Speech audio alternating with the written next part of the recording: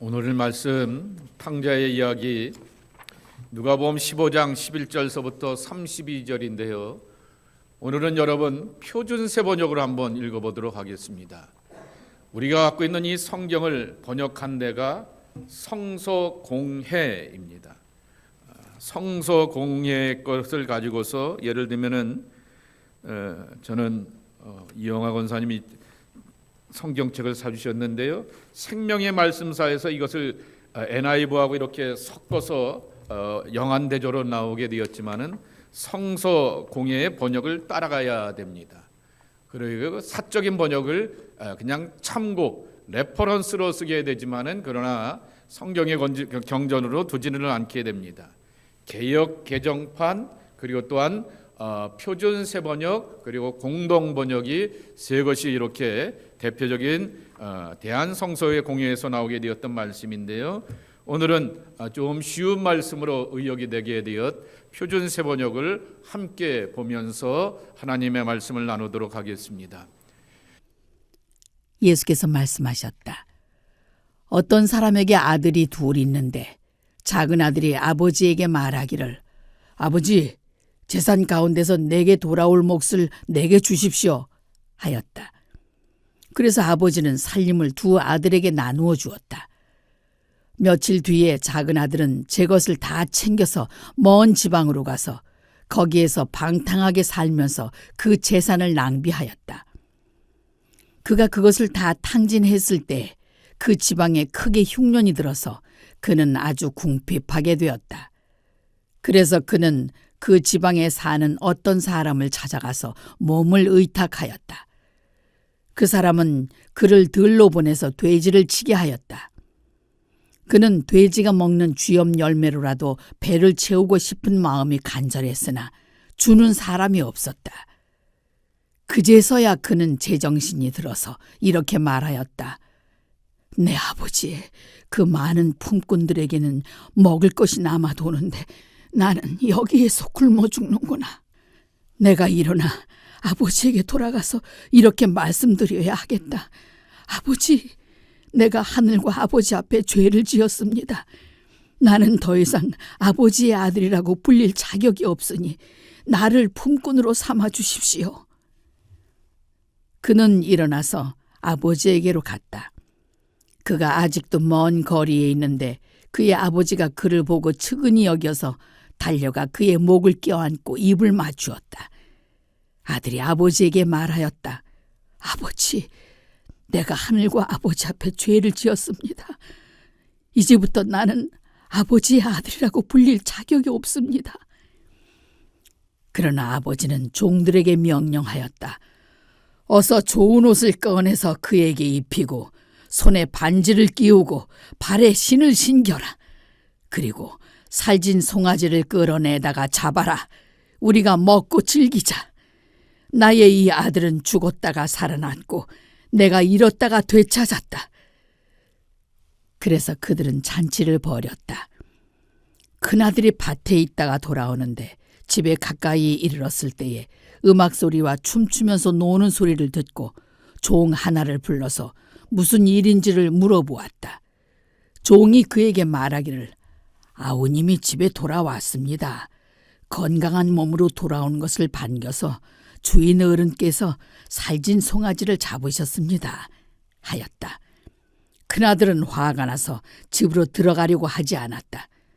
아버지가 나와서 그를 달랬으나 그는 아버지에게 말하였다. 나는 이렇게 여러 해를 두고 아버지를 섬기고 있고 아버지의 명령을 한 번도 어긴 일이 없는데 내게는 친구들과 함께 즐기라고 염소 새끼 한 마리도 주신 일이 없습니다. 그런데 창녀들과 어울려서 아버지의 재산을 다 삼켜버린 이 아들이 오니까 그를 위해서는 살진 송아지를 잡으셨습니다. 아버지가 그에게 말하기를 얘야, 너는 늘 나와 함께 있지 않느냐? 또 내가 가진 모든 것은 다 내 것이 아니냐? 너의 이 아우는 죽었다가 살아났고 내가 잃었다가 되찾았으니 즐거워하고 기뻐하는 것이 마땅하지 않겠느냐? 하였다. 여러분 이 이야기를 사순절에 이 말씀을 나눌 때마다 요 앞에 교회 정면에 이렇게 현관에 걸려 있게 되었던 렘브란트의 그림을 꼭 이렇게 한번 보시고서 들어오시면 좋겠습니다. 우리 세희 간사가 미술을 전공하지 않았습니까? 렘브란트에 대하여서 뭐라고 렘브란트가 어떤 사람이냐라고 말하게 되었더니 가로쳐 있는 것처럼 빛의 화가입니다 라고 말하게 됩니다. 그의 그림을 보게 되면 항상 어둠과 빛 이 두 가지의 극명한 대조를 통하여서 하나님의 백성들이 나오게 되었던 광명한 세계로 나오게 되는 이야기를 소개하게 됩니다. 헬리나 우연이 요 위에 리치몬드에 얘기하게 되었던 장애인 센터가 있습니다. 캐나다 사람이었던 장 바니에가 세우게 되었던 나르시 데이브레이크 공동체에 있게 되는데요. 그 공동체 안에서 평생을 머물면서 사역하게 되게 되었던 계기가 이 빛의 화가였던 탕자의 귀향이라고 하는 이 그림을 만나면서부터라고 하는 것입니다. 당연히 탁월한 신학자였고 그리고 또한 신앙인이었기 때문에 그는 이 누가복음의 이야기를 잘 알고 있게 됩니다.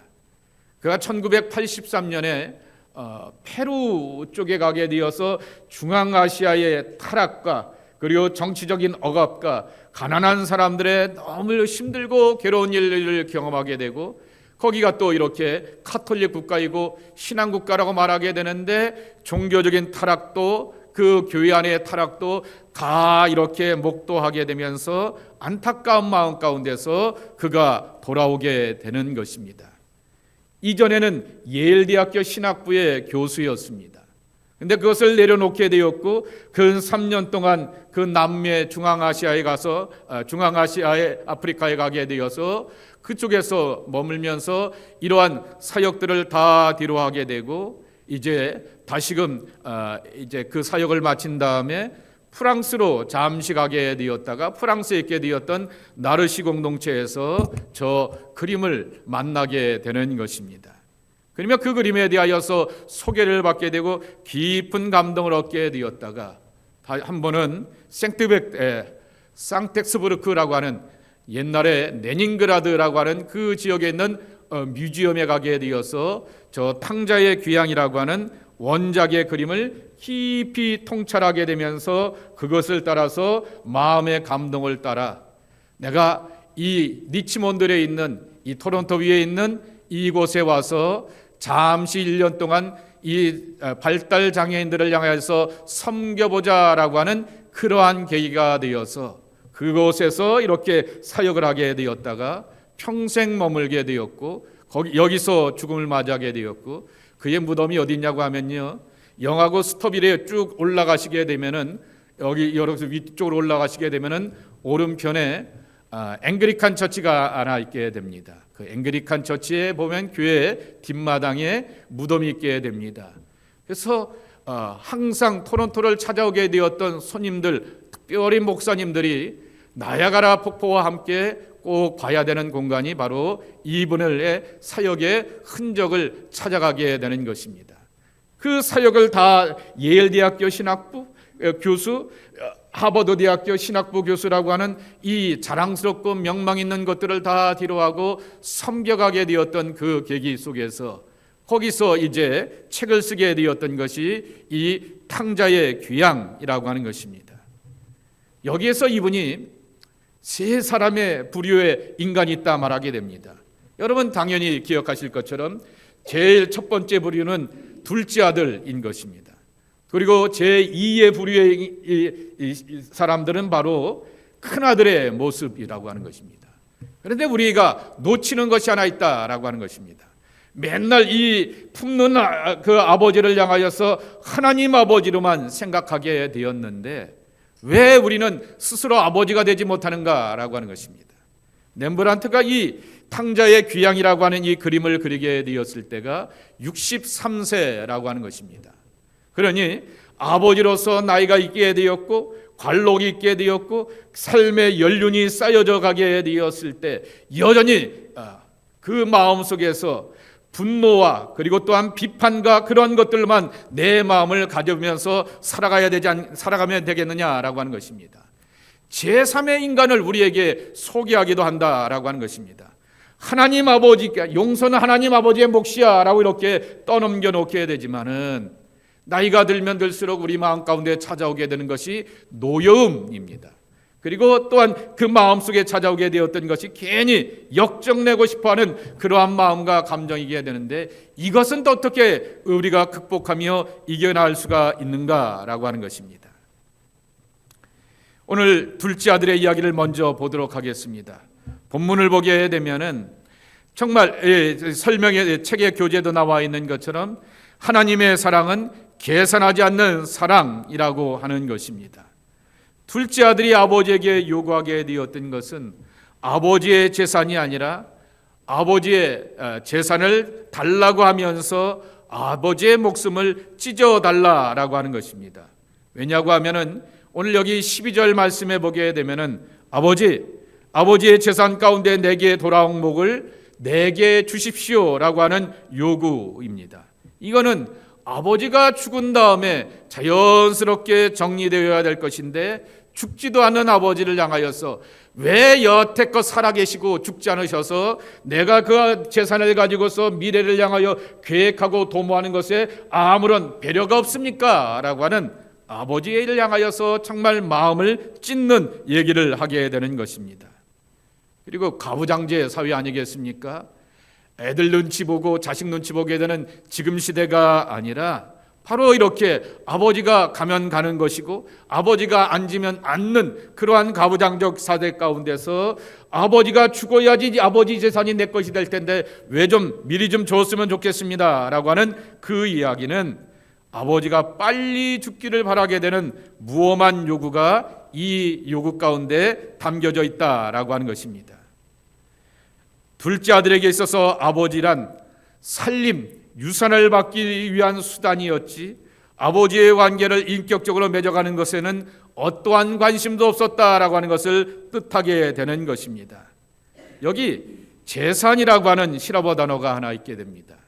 아버지의 재산을 내게 주소서라고 말하게 되었을 때 재산이라고 하는 히라보 단어는 우시아라고 하는 것인데 본질이라고 하는 것이고요.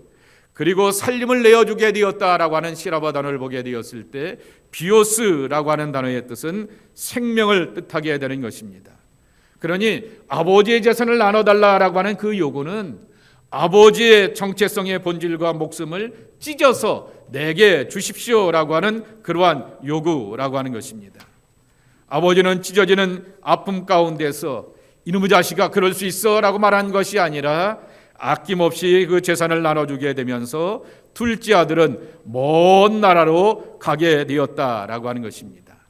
그런데 먼 나라로 가게 되었던 이 둘째 아들이 몇 년 후에도 아닙니다. 13절 말씀에 보게 되면은 그 후 며칠이 되지 않아서라고 이렇게 말하고 있는 것을 보게 됩니다. 얼마 되지 않아서 재산을 다 탕진하게 되었다라고 하는 것입니다.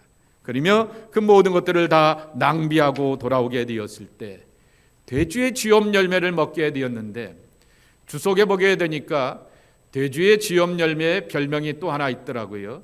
세례 요한의 열매라고 말하게 됩니다. 광야의 사람이었던 세례 요한이 그저 근근히 생계와 생존을 위하여서 먹게 되었던 그러한 열매이기 때문에 세례 요한의 열매라고 하는 그 이름을 갖고 있기도 하였다라고 하는 것입니다. 돼지를 친다라고 하는 거죠. 중동 사람들이 돼지고기를 좋아하죠? 아니죠. 예. 그러니 그들에게 있어서 돼지를 가까이 하게 되고 돼지를 키운다라고 하는 얘기는 이방인 취급을 받게 되었고 유대인에게 있어서는 결코 이렇게 있어야 될 그러한 삶의 자리가 아닌데 생존을 위하여서 그렇게 살아가게 되었다라고 하는 것입니다. 어느 선교사님이 사스카춘에 우리가 선교 가게 되었을 때 그 선교사님이 그 지역에 오게 되어서 생존을 위하여서 살아갈 때 돼지 공장에 가서 일을 하시게 되면 도살장에 가서 일을 하시게 되었으면서 그 경험하게 되었던 몇 달의 생생한 경험을 듣게 되는데 그렇게 매치가 되는 것을 보게 되는 것입니다. 항상 자기에게 들려오게 되었던 것은 영어는 잘 안 들려오게 되는데 F-워드는 잘 들어오더라라고 하는 것입니다.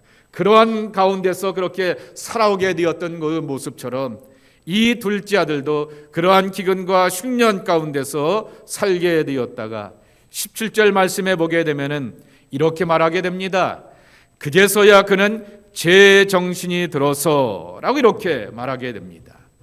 이 제 정신이 들어서라고 하는 말의 뜻은 무슨 뜻이냐라고 하게 되면은 자신에게로 돌아왔다라고 하는 그러한 뜻을 담고 있게 되는 것입니다. 예수님의 비유에 관한 책 가운데서 여러분들 우리나라 말로 번역이 되어 있는 대표적인 두 신학자의 책이 있게 되는데요. 하나는 시에트 다드라고 하는 사람의 책이 있고요. 또 하나는 예레미야스라고 하는 독일 사람이 쓰게 되었던 예수의 비유라고 하는 책인데, 이 책은 아주 좀 오래된 고전이고 어렵기도 하지만은 한국말로 번역이 된 것이 옛날 몇십 년 전에 번역이 되어서 눈에 들어오기에 참 어려운 그러한 글씨체이긴 하게 되지만은, 그 예레미야스가 이 자신에게로 돌아오게 되었다라고 하는 말의 뜻을 가장 구약적인 회개하는 자의 모습이라고 하는 것입니다. 하나님 앞에서 참된 자를 잃어버리게 되었던 그 현실을 자각하게 되면서 나 이렇게 살면 안 되지 라고 하면서 깨닫고 아차 싶어서 그렇게 생각하게 되었을 때 자신에게로 돌아왔다라고 하는 그러한 표현을 쓴다라고 하는 것입니다. 그리고 그는 두 가지의 계획을 세우게 되는 것입니다. 아버지께로 돌아가게 되었을 때 아버지의 아들이 되는 자격을 다 잃어버리게 되었던 것을 자각하게 된다라고 하는 것입니다. 그리고는 19절 말씀에도 있게 되는 것처럼 이제는 아버지에게 가서 그냥 종 가운데 하나로 머슴 가운데 하나로 써달라고만 이렇게 요청해야겠다라고 하는 것입니다.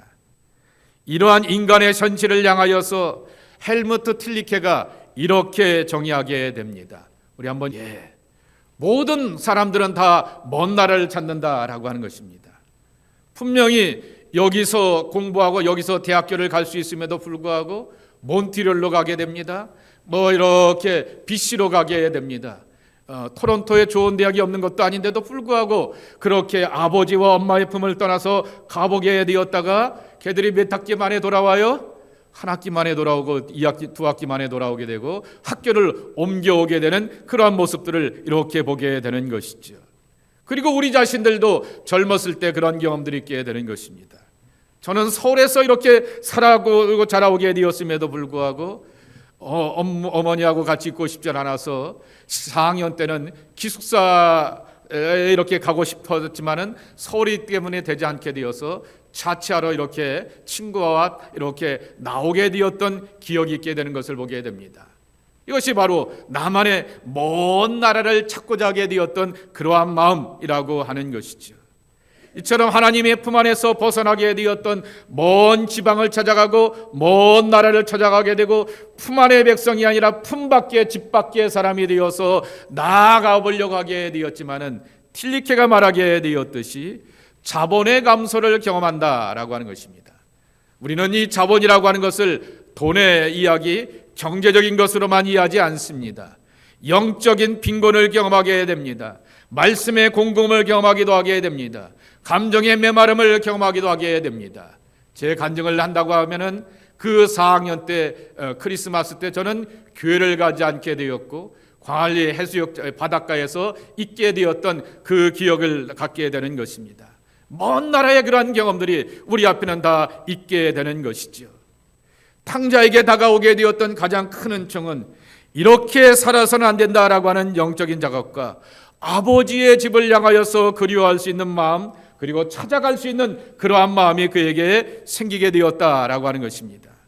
회개는 어디서부터 출발하느냐라고 하는 거면은 바로 외부의 좋은 조건을 보는 것보다 내가 이렇게 기근을 만나고 흉년을 만나게 되면서 내가 유대인인데 돼지를 치어 그리고 돼지가 먹는 이 쥐염 열매를 내가 먹고 살아라고 하게 되는 비참한 것을 보는 것뿐만 아니라 자신의 내면을 바라보게 되면서 아버지와의 관계가 끊어지게 되었어. 이제는 아버지의 아들이 아니라 머슴을 갖고 살아서 생존하면서 살자라고 하는 그것에 대한 기회를 찾는 데 있다라고 하는 것입니다.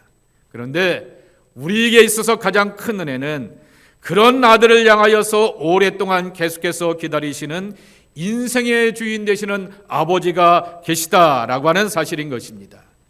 그래서 이 아버지가 이 아들을 맞이한 다음에 제일 먼저 하게 되었던 것이 있게 됩니다. 그의 목을 꿰안고 입을 맞추었다라고 하는 것입니다. 화해의 제스처라고 하는 거죠. 중동 사람들에게서 가장 필요한 것 가운데 하나가 문화 가운데 하나가 뭐냐라고 하면 환대의 문화라고 하는 것입니다. 환대하다가 아브라함이 천사를 맞이하게 되었고, 환대하다가 가정에서 이룰 수 없는 것을 이루게 되면서 이삭이라고 하는 선물을 얻었기 때문에, 환대하다가 과부들이 이렇게 엘리야와 엘리사를 통하여서 그 가정의 기근과 흉년의 문제를 해결하게 되었고, 죽음이라고 하는 재앙의 문제를 풀어가게 되었던 것처럼 환대라고 하는 것은 가장 큰 이렇게 하나님의 은총과 축복을 받는 조건이라고 하는 것입니다. 그러니 내가 하나님 앞에서, 아버지 앞에서 환영받는 존재가 되었다라고 하는 것이 입맞춤이라고 하는 것에 담겨져 있다라고 하는 것입니다. 그리고 22절에 보게 되면은 어서 좋은 옷을 꺼내어 그랬습니다. 좋은 옷이라고 말하게 되는데, 좋은 옷이라고 하는 말보다 더 하나는 것은 가장 좋은 옷이라고 하는 말입니다. 그 말의 뜻은 명예가 회복되었다라고 하는 것입니다.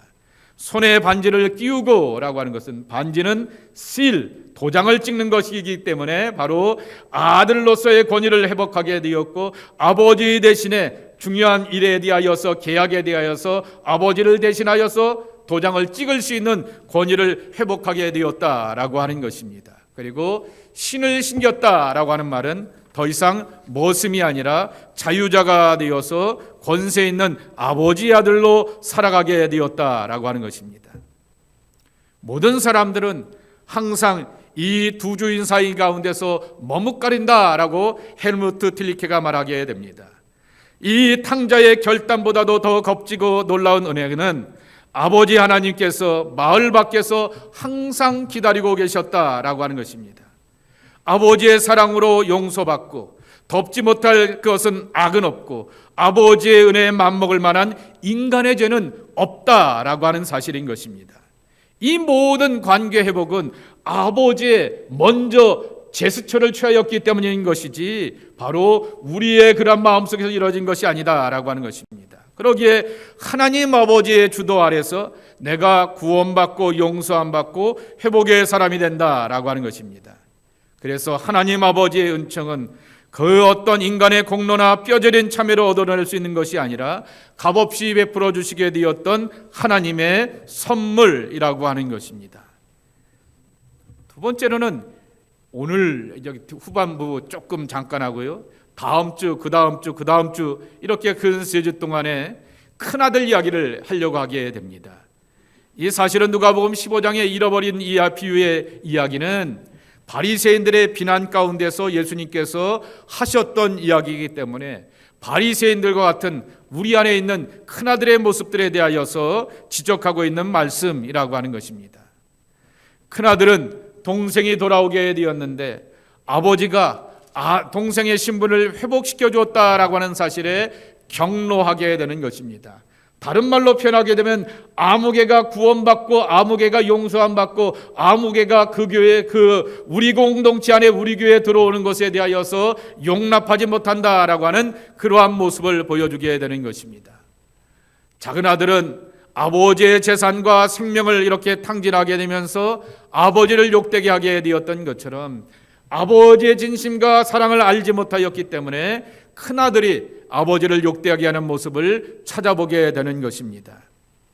아버지가 호스트가 되어서 베푼 큰 잔치에 나는 거기 안 들어가겠어 라고 말하게 되는 것은 이 호스트의 명예를 깎아먹는 게 되는 것입니다. 나 그 사람 마음에 안 들어, 나 그 사람하고 엮이고 싶지 않아, 그러면 될 수가 있게 되지만은 내 아버지가 베푸는 그 잔치에 나는 안 들어갈래 라고 말하게 되는 것은 아버지하고 나하고는 아무런 상관이 없습니다 라고 말하게 되는 이 가부장적인 사회 속에서 아버지의 자존심을 향하여서 꺾어버리게 되었다라고 하는 것입니다.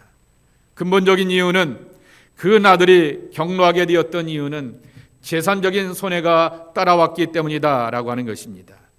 그리고 나서 이 손해 본 다음에 그 다음에 대하게 되었던 이 정말 버르장머리 없는 표현이 하나 있게 됩니다.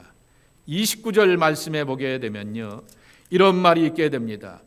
아버지께 대답하여 이르되 내가 여러 해 동안 아버지를 섬겨 명을 어긴 일이 없거늘, 이렇게 말하게 되는데요. 여러분 혹시 영어 성경을 갖고 계시는 분들이 있으시면 한번 이렇게 보시기 바랍니다. 코테이션 마크가 딱 되어 있는 다음에 look이라고 이렇게 되어 있는 것을 보게 됩니다. look, 보세요 라고 이렇게 말하게 되는 겁니다. 보세요 라고 하는 것은 완곡한 표현이고요, 더 이렇게 정확한 표현은 이것 봐요 라고 하는 말입니다. 한국 사람들은 이렇게 막 격하게 되면 뭐부터 욕부터 나오게 되지만은, 그래도 좀 자기 강분이 이렇게 격하게 나오게 되어서 이렇게 상대방을 향하여서 뭔가 비판하고 공격하려고 하게 되었을 때 이거 봐, 이거 봐, 이것 봐요 라고 이렇게 말하게 됩니다. 누가 누구에게? 아들이 아버지한테 그렇게 하는 내용이라고 하는 것입니다. 위아래가 분명한 사회 속에서, 가족 사이 속에서 아버지를 대상으로는 감히 쓸 수 없는 표현을 이 아들이 쓰게 되었다라고 하는 것입니다.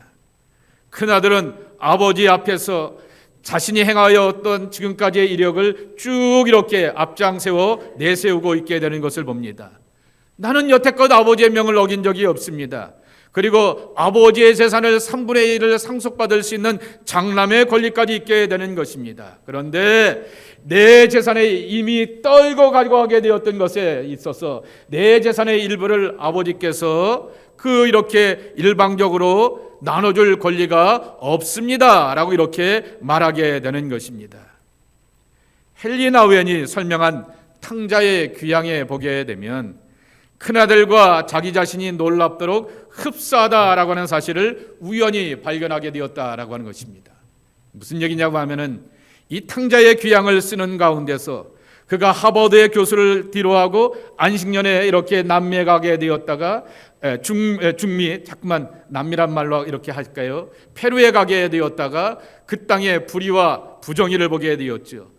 교회의 타락을 보게 되었고 권력과 야합하게 되었던 왜곡된 신앙을 보게 되면서 바름과 옳음을 이렇게 외치다 보게 되니까 내 안에 찾아오게 되었던 것이, 교회가 타락하게 되었어, 지도자들이, 영적 지도자들이 하나님 앞에 온전치 못하게 되었어 라고 이렇게 말하게 되면서 나도 모르게 내 안에 큰아들의 모습, 내 안에 있는 바리새인의 모습들을 발견하게 되었다라고 하는 것입니다.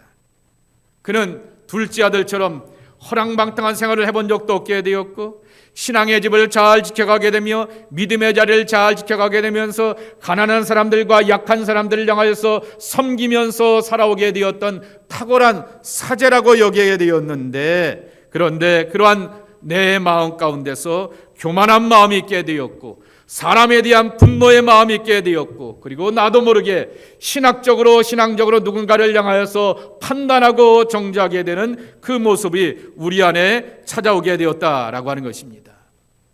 그러면서 자기가 이 그림을 보게 되면서 아버지의 마음을 읽게 되었고, 그리고 둘째 아들의 마음을 보게 되면서 자신을 보게 되면서 용서에 대하여서 이렇게 다시 한번 회복하게 되는 그러한 계기가 되었다라고 하는 것입니다.